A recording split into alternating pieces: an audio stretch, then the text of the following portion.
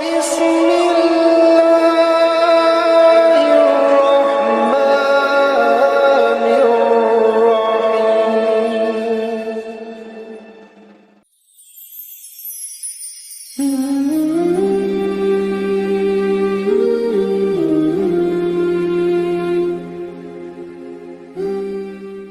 short dialogue on we and our universe. Welcome them with a big round of applause. मोअज़्ज़ज़ सामईन किराम, इसके लिए मैं दो होनहार तालिब इल्म अशजद और शबीब को आवाज़ देता हूँ कि वो आएँ और वी एंड आर यूनिवर्स के उन्वान पर मुकालमा पेश करें।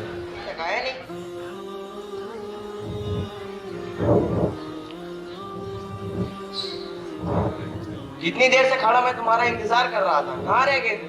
अरे क्या बताऊं, घर से निकलने में ही इतना वक्त लग गया।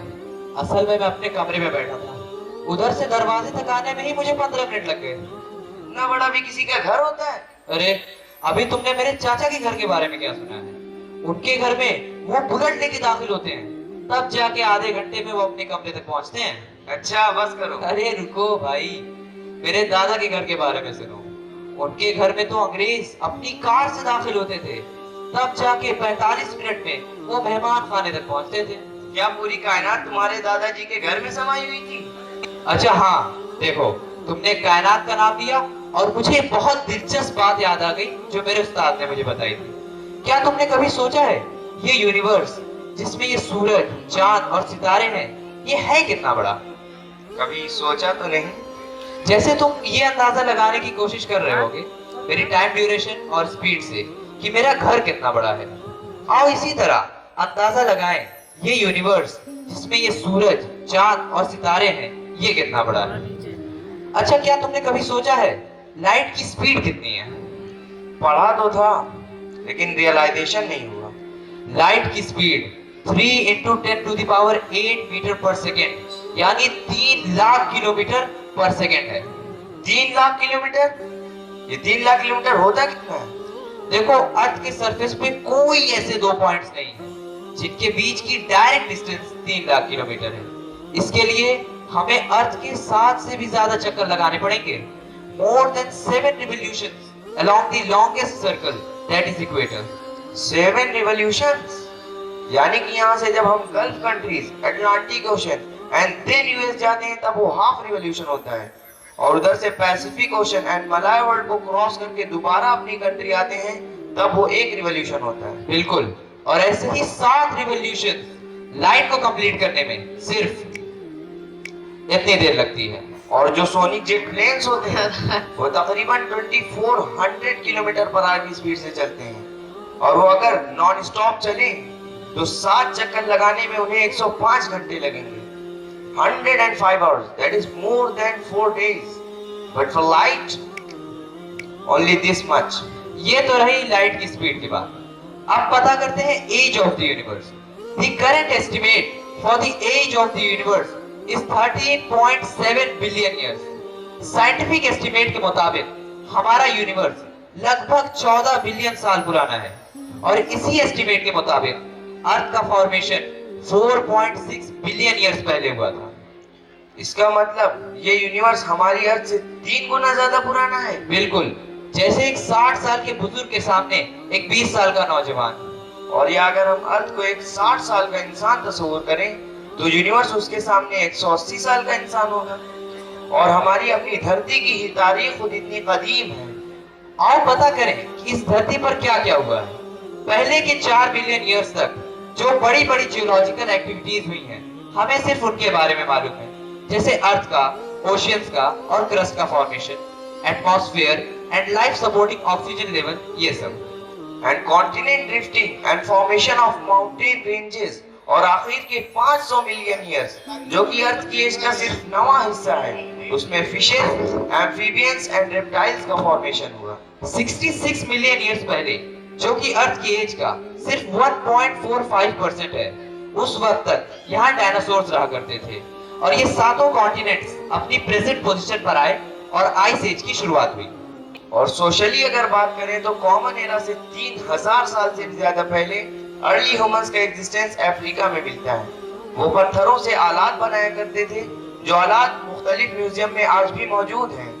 और 3000 बीसी से 500 बीसी के बीच 4 बड़ी civilization Mesopotamian, Egyptian, Indus valley and Chinese के सबूत मिलते हैं और 500 सी के करीब ग्रीक एंड रोमन सिविलाइजेशन अपने बेहतरीन दौर में थी।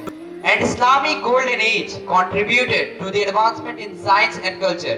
फिर उसके बाद 14th century में एज ऑफ एक्सप्लोरेशन की शुरुआत होती है।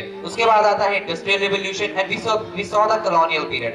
After that in 20th century we suffered 2 great world wars and then came the technological revolution, the internet and smartphone. And in 21st century here we are. ये हमारी human civilisation की history, अर्थ की as का सिर्फ 0.00001%, यानी 1 से पहले 6 zero. तो सोचो ये अर्थ कितना पुराना होगा और इस यूनिवर्स में कितना टाइम गुजर गया होगा। And here comes the best part. Now let us try to understand how big the universe is. Imagine a light pulse starting from one corner of the universe that has just come into being. The light is traveling so fast that it can make 7 revolutions around the earth in just 1 second. And it has been traveling so long as the age of the universe. But the universe is so big that the light which is traveling so fast couldn't have reached the other corner of this observable universe.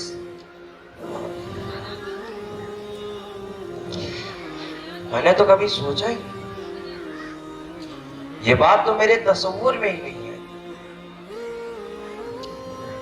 और एक और बात ये भी है कि ये जो हमारा यूनिवर्स है इसमें more than 200 billions of galaxies हैं, जिसमें से एक गैलेक्सी हमारी मिल्की वे है।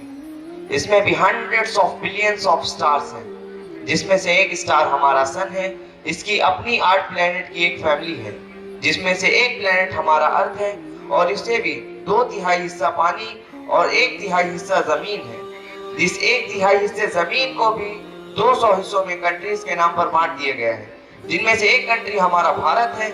इसमें भी 28 स्टेट्स एंड 9 यूटीज हैं, जिसमें से एक स्टेट हमारा उत्तर प्रदेश है। इसमें भी 75 से ज्यादा जिले हैं, जिसमें से एक जिला हमारा आजमगढ़ है। और इस आजमगढ़ में भी कई सारे गली, मोहल्ले और कस्बे हैं, जिनमें से किसी एक गली और मोहल्ले में हमारा घर है और हम अपने घर के किसी एक कमरे में थोड़ी सी जगह में मौजूद हैं। और अब सोचने वाली बात ये है कि ये यूनिवर्स इतना बड़ा है तो इसका बनाने वाला कितना बड़ा होगा। If the design is so grand, imagine how grand the designer would be. और इस इतने बड़े यूनिवर्स में हम कितनी जगह ऑक्यूपाई करते हैं, ये बात हमें किसी भी तरह के गुरूर से खाली करने के लिए काफी है। और हम जिस्मानी लिहाज से बहुत अदना है, लेकिन खालिक ने जो हमें ज़हन अता फरमाया है, हम इसकी बुनियाद पर इस कॉम्प्लेक्स वर्ल्ड को समझने की कैपेबिलिटी रखते हैं। और यही हमारे अशरफुल मखलूकात होने का एक सबूत हो सकता है। If this has so much intelligence, again imagine how immensely intelligent the creator would be. शुक्रिया। अस्सलाम।